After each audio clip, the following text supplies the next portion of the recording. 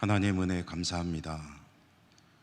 4월을 주시고 첫 주일을 지나고 또 월삭 기도회로 모이게 하심을 감사드립니다. 오늘도 하나님의 베푸시는 그 무한한 은혜들을 생각하며 기억하며 하나님을 찬양하며 예배 올려드립니다. 우리 예배를 기쁘게 받으시고 예배하는 저희들에게 은혜 풍성히 더해 주시옵소서. 예수님 이름으로 감사하고 기도드립니다. 아멘. 146장입니다. 찬송가 146장.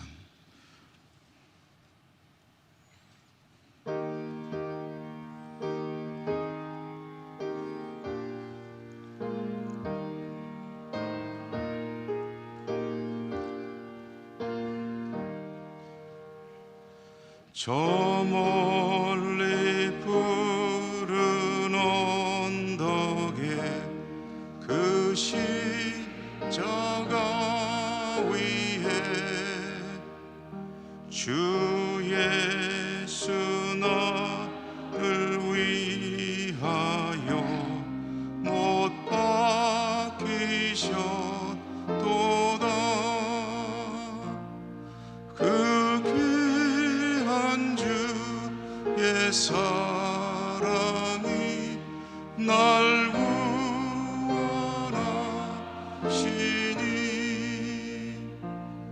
그 사랑 나도 받아 주 위에 힘쓰리. 그 흉한 십자가에서 한없 고통을 이 세상 사람 위하여 당하신 것, 그 귀한 주의 사랑 날 구원하시니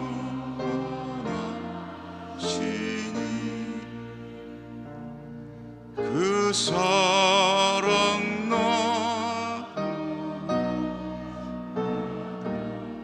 주 위에 힘쓰리.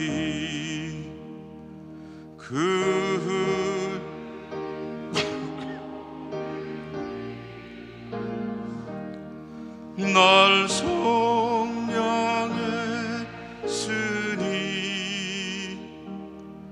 저 하늘 문을 여시고 날 인도하시리.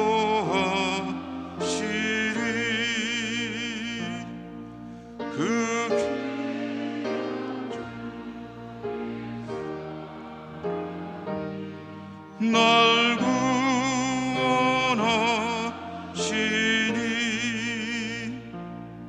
그 사랑 나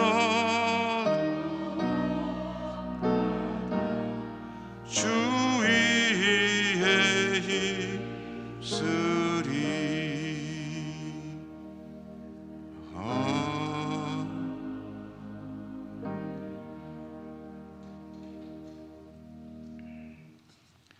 마태복음 24장 1절에서 14절까지인데요.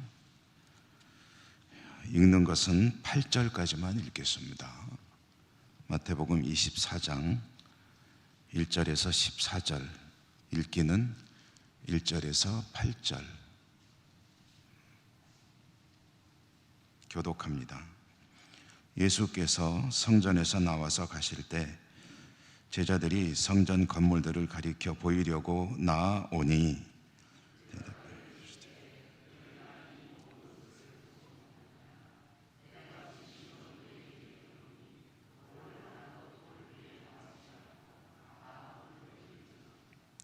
예수께서 감람산 위에 앉으셨을 때 제자들이 조용히 와서 이르되 우리에게 이르소서 어느 때에 이런 일이 있겠사오며 또 주의 임하심과 세상 끝에는 무슨 징조가 있사오리이까.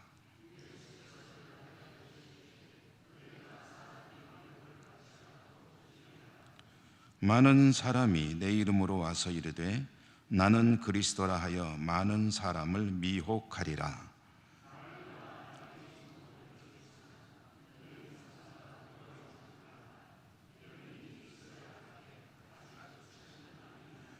민족이 민족을, 나라가 나라를 대적하여 일어나겠고 곳곳에 기근과 지진이 있으리니 이 모든 것은 재난의 시작이니라. 아멘. 주님 은혜가 함께 하시기를 기원합니다. 오늘 우리가 받은 이 말씀은 보면은 성전 이야기로 시작해서 종말 이야기로 맺어집니다. 주님께서 성전에서 나오십니다. 제자들과 함께 나오시고 이제 성전 건물 또 성전 뜰 그리고 이제 성전 밖으로 나오는 그 길을 건너라면 자연스럽게 성전이 이제 등지고 있거나 또는 눈에 들어오거나 그러겠죠. 이 성전, 예수님 당시의 성전을 보통 제2성전이라고 부르기도 하고 제3성전이라고 부르기도 합니다. 보통 헤롯 성전이라고 부르는데요. 성전의 역사를 보면 솔로몬이 처음으로 건축했죠. 솔로몬이 지었기 때문에 솔로몬 성전이라고 부릅니다. 이 솔로몬 성전은 바벨론의 침공 때 완전히 무너져 버렸습니다. 그 뒤에 바벨론 포로에서 돌아온 사람들이 성전을 재건했는데 그때 중심이 된 인물이 스룹바벨이라고 하는 사람이기 때문에 이 성전을 제2성전 또는 스룹바벨 성전이라고 부릅니다. 그러다가 헤롯이 이 유대 나라의 분봉왕, 처음에는 이제 임금으로 되기도 하고 분봉왕이 되기도 하고 좀 복잡한 역사적인 과정이 있는데 어쨌든 이 유대 나라의 왕이 되고 이제 이 성전을 중건했습니다. 그러니까 기록에 따라서 다양해서 좀 혼동이 옵니다만은 새로 지었다는 말도 있고 리모델링 했다는 말도 있고 한데 보통은 리모델링 한 것으로 알려지고 있습니다. 이 스룹바벨 성전이 대단히 초라했기 때문에 헤롯은 유대인이 아니거든요. 에돔 사람입니다.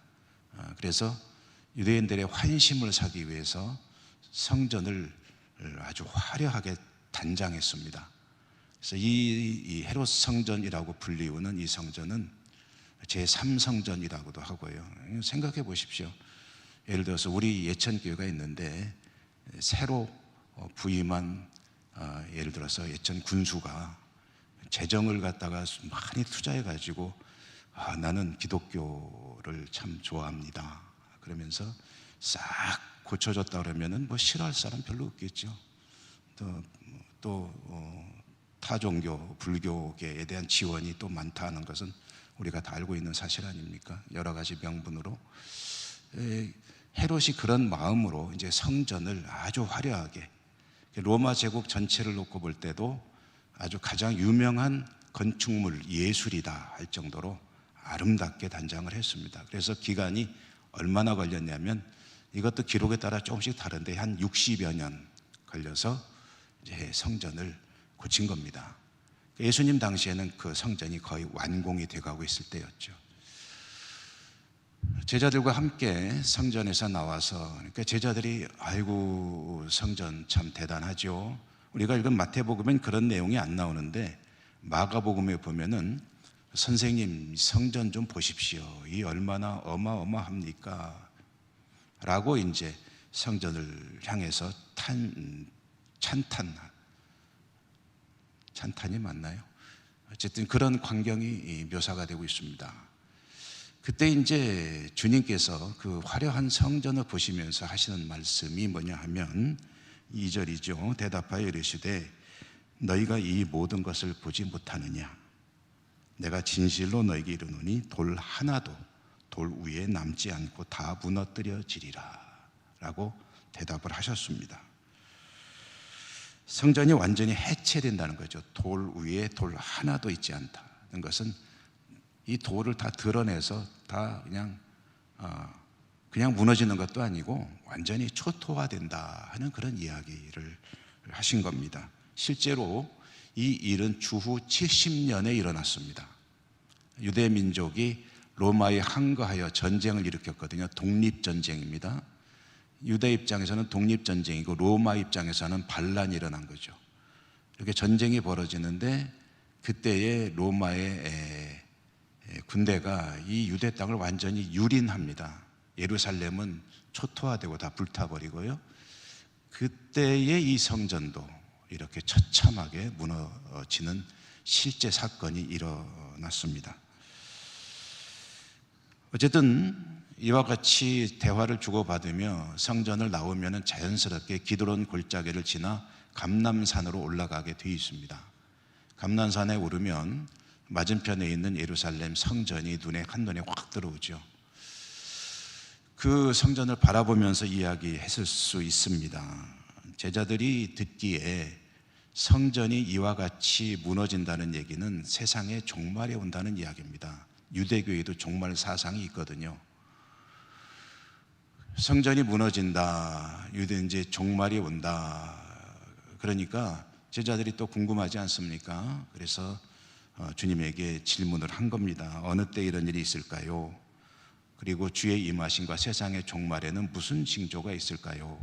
라고 질문을 했을 때 주님께서 이제 여러 가지 일들이 있을 것이다 라고 말씀하셨는데 두 가지로 크게 이야기됩니다. 첫째로는 가짜 메시아들이 판을 칠 것이다 하는 것이고, 또 하나는 전쟁과 기근과 자연재해가 끊이지 않을 것이다. 그런데 이게 끝이 아니고 이제 비로소 시작이다. 종말의 시작이고 이와 같이 종말이 이제 시작되면 많은 환란을 겪게 될 것이다 라고 말씀을 하셨습니다. 특별히 이제 교회 공동체가 겪을 시련과 환란은 더 크겠죠. 믿는 이들은 죽임을 당하기도 하고 또 시련과 환란에 처해지기도 하고 어디를 가나 미움을 받게 될 것이다 라고 예고하십니다. 그 때문에 많은 사람들이 실족하게 될 것이고, 그리고 밖에서 들어오는 압력과 폭력과 밖에뿐 아니라 내부적으로도 서로 미워하는 일이 발생할 수도 있고, 거짓 선지자에게 속는 이들도 있고, 불법이 성행할 수 있고, 많은 사람들이 사랑이 식을 것이다. 그래서 실제로 요한계시록에 보면 주님께서 에베소 교회를 향해서 너희가 처음 사랑을 잃었도다. 이 처음 사랑이 주님을 처음 만날 때 사랑이냐 아니면 뭐 다른 거냐라는 거에 대해서는 해석이 분분합니다만은 주님에 대한 처음 사랑이라고 해도 되고요. 처음 사랑, 사랑의 원천이 되는 주님의 마음, 주님께서 사랑하듯이 내가 너희를 사랑하듯이 너희가 서로 사랑하라 할 때 그와 같은 사랑이 없구나라는 말로 해석을 해도 됩니다. 어찌됐든 교회 공동체가 사랑을 잃어버릴 것이다 라는 이야기도 하십니다. 안팎으로 시달리는 거죠. 그런데 여기서 정말 중요한 말씀을 하시는데 그게 바로 13절이죠. 13절 읽지는 않았습니다만 13절에 보면 그러나 끝까지 견디는 자는 구원을 얻으리라. 그러니까 끝까지 견디는 자는 구원을 얻을 것이니까 끝까지 견디고 싶으면 잘 견뎌봐 라는 뜻이 아니죠. 반드시 끝까지 견뎌야 한다는 말씀인 거죠. 아무리 박해와 기타 요인들로 힘든 신앙을 영위해야 하더라도 견뎌야만 한다. 이 견딘다는 말의 의미가 이제 단어, 어원 분석을 통해서 뜻을 찾아보면 어떤 것 밑에 머문다는 뜻입니다. 어떤 것 밑에 머물러 있어야 된다. 한여름 무더위에 시원한 나무그늘 아래 있어야 한다. 그래야 일사병이 안 걸리고 탈수 현상이 안 오고 더위를 이길 수 있다. 그럴 때 이 견뎌야 한다라는 말이 가지고 있는 의미입니다. 이 말씀의 뜻을 새겨보면 주님 안에 머물러야 한다. 견뎌야 한다는 말은 그런 뜻이죠. 아무리 힘들고 어려워도 주 안에 머물러야 한다. 성경 기록된 헬라 말로 보통 읽기를 en Christos, 영어로 in Christ, 주 안에. 주 안에란 말은 참 많이 나오죠, 성경에. 주 안에 머물러야 한다. 이 말은 말씀 안에 머물러야 한다. 말씀이 내 안에 있고 내 말이 너희 안에 거하고 너희가 내 안에 거하면 너희가 무엇이든지 다 원하는 것이 이루어질 것이다. 여기서 원하는 것은 내 소원이 이루어진다는 것이 아니라요, 너의 구원이 이루어질 것이다, 그런 뜻이죠. 여러분, 우리 사람들이 가지고 있는 공통적인 특징이 있습니다. 보이는 것에 집중하는 겁니다. 제 개인적인 경험으로 제가 신학교 입학을 위해서 그 신학교에 가서 이제 준비를 할 때 오전에는 기도, 오후에는 공부, 이런 식으로 이제 한 3개월을 했습니다. 어느 날 기도탑에 올라가서 기도를 하는데 갑자기, 여러분, 믿음에는 의심이 항상 자리 잡고 있다고 그랬잖아요. 갑자기 가슴 속에 회의가 밀려옵니다. 이게 뭐 지금 가서 공부 좀 더 해야지, 기도한다고 뭐 되겠나, 지금 시간이 얼마나 아까울 텐데 하는 생각이 훅 하고 들어오는 거예요. 그래서 이거 안 되겠다 하고서 성경을 이제 펴고 읽었죠. 그때 성경을 펴고 읽을 때 눈에 확 들어온 말씀이 고린도 후서 4장 16절에서 18절까지의 말씀이었습니다. 그 내용은 뭐냐 하면은, 우리가 바라보는 게 뭐냐 하는 겁니다. 질문이죠. 우리가 바라보는 것이 눈에 보이는 것이냐, 눈에 보이지 않는 것이냐. 왜냐? 우리는 눈에 보이는 것을 집중하거든요. 유형, 하나님도 보고 싶어 하지 않습니까? 한번 만나주세요. 그리고 눈에 보이는 것이 우리의 눈을 확 사로잡는데, 주님은 뭐라고 말씀하시냐면 보이지 않는 것에 집중하라. 눈에 보이지 않는 것을 믿는 것이 진짜 믿음이다. 그래서 도마에게 말씀하지 않으셨습니까? 그러니까 영적으로 성도의 신앙을 방해하려고 할 때 쓰는 아주 가장 전형적인 강력한 수단 중에 하나가 보이는 것에 집중하게 하는 겁니다. 그래서 그 대표가 바로 물질 아니겠습니까? 신앙에서도 성전에 집중하게 합니다. 이야, 성전 얼마나 멋집니까? 보기만 해도 경외심이 우러납니다. 웅장하고 화려한 저 성전. 근데 주님은 뭐라고 하십니까? 저거 아무것도 아니다. 건물이 아무것도 아니야. 그 안에 하나님이 계셔야 진짜다. 하나님이 떠나신 성전은 의미가 없는 거예요. 그러니 하나님께서 저것을 어떻게 하느냐? 돌 위에 돌 하나도 남지 않게 다 해체시켜 버리리라. 그리고 산 위에 올라가서 하시는 말씀은 끝까지 견디는 자는 구원을 받으리라. 보이는 눈으로 보는 것은 처참한 현실입니다. 성전이 다 무너져 내리고 유대 백성들이 유린을 당하고 수많은 사람의 목숨을 잃습니다. 그러나 거기에서도 보이지 않는 영원한 것을 바라보며 주님을 추구하는 이들은 끝까지 주 안에 머무를 수 있다면 그는 구원을 받을 것이니 너희는 엔 크리스토스, 주 안에 반드시 머물러 있어야 한다. 말씀 따라 살아야 한다라고 이제 가르치고 계신 것이죠. 환난과 시련은 잠깐입니다. 그러나 영원한 영광은 무거운 것이고 영원한 것입니다. 그러므로 우리가 주목하는 것은 보이지 않는 것이 아니요 보이는 것이 아니요 보이지 않는 것이어야 한다. 고린도후서의 말씀입니다. 이 말씀 보면서 또 힘을 냈던 기억이 있습니다. 여러분, 우리는 눈에 보이는 것을 자연스럽게 추구합니다. 그런데 주님은 말씀하십니다. 보이지 않는 것, 보지 않고 믿는 자가 참으로 좋은 믿음인 것이다 라는 거죠. 주님의 말씀은 때로는 조금 허무해 보입니다. 믿고 기도하라. 믿고 기도하는데요, 왜 아무런 일도 안 일어나죠? 그래도 믿고 기도하라. 믿음이 승리한다. 믿고 기도하라. 하나님을 믿느냐? 그러면 말씀을 믿고 기도하라. 그 말씀이 너를 구원한다. 오늘도 말씀 안에 승리하시는 복된 하루 되시기를 축복합니다. 은혜로우신 하나님 감사합니다. 월삭기도회로 모이게 하셨습니다. 말씀 따라 주 안에 머물러 수 있기를 원합니다. 성령님 도와주시고 이 4월도 또 우리의 모든 삶의 여정도 주님과 동행하는 복된 삶 되게 해 주옵소서. 약속의 말씀 붙들고 기도하겠습니다. 기도할 때 우리 하나님 들으시고 역사하심을 믿습니다. 말씀이 능력이고 기도가 모든 것을 또 이루어 갑니다. 하나님, 이 믿음으로 기도하겠사오니 기도하는 저희들 승리하여 영광 올려드리게 하여 주옵소서. 오늘도 하나님을 찬양하는 복된 하루가 되길 원하고 감사하고 예수님 이름으로 기도드립니다. 아멘. 하늘에 계신 우리 아버지, 아버지의 이름을 거룩하게 하시며 아버지의 나라가 오게 하시며 아버지의 뜻이 하늘에서와 같이 땅에서도 이루어지게 하소서. 오늘 우리에게 일용할 양식을 주시고 우리가 우리에게 잘못한 사람을 용서하여 준 것 같이 우리 죄를 용서하여 주시고 우리를 시험에 빠지지 않게 하시고 악에서 구하소서. 나라와 권능과 영광이 영원히 아버지의 것입니다. 아멘. 오늘도 주신 말씀을 기억하시며 기도하시고 여러분의 모든 구할 것들을 하나님께 간구하시고 또 우리가 같이 기도하는 공동의 기도들도 올려주시기 바랍니다.